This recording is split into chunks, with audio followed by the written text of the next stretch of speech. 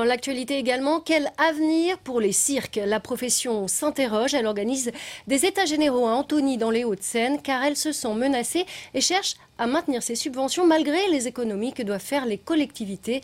Bruno Lopez avec Didier Morel. Le cirque ou l'art de l'équilibre.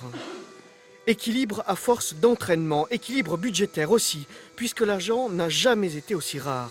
Le cirque a besoin de dotations publiques, c'est ce qu'il ressort des états généraux qui se sont tenus aujourd'hui. Sous ce chapiteau se produit la compagnie Cheptel Aleikum, 800 000 € de budget, 20% de subventions publiques directes. D'abord, les aides, c'est pour embaucher du personnel, avant tout. Et après, on a une exigence, c'est de redonner tout ça au public. Nous, notre exigence, c'est plus d'abord face au public, puisque c'est leur argent. La mairie d'Antony prête le terrain, c'est sa façon à elle d'aider ce cirque, à condition bien sûr qu'elle y trouve son intérêt. C'est vrai que d'entendre à la sortie « Oh, on a passé vraiment un bon moment », des moments souvent familiaux, intergénérationnels. Et c'est, je pense, la meilleure satisfaction qu'on peut avoir en tant que politique dans l'investissement qu'on a pu accorder à ce type de spectacle. Les compagnies de cirque dépendent largement des aides publiques, mais la création, elle, doit rester indépendante.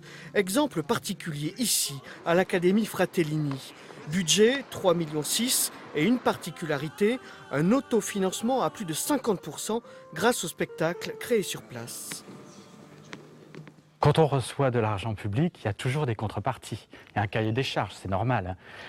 Donc nous, pour notre école supérieure, à l'Académie Fratellini, on délivre un diplôme et donc il faut qu'on assure un niveau, une qualité de formation et donc on a des objectifs. Et puis l'Académie Fratellini, c'est aussi un lieu de spectacle avec une programmation de spectacles, on crée des spectacles. Et là, nos financeurs nous demandent de rayonner sur le territoire, en l'occurrence le territoire de la Seine-Saint-Denis. Le cirque comme outil de rayonnement pour une collectivité territoriale, l'avenir du cirque passe peut-être par cet échange de bons procédés.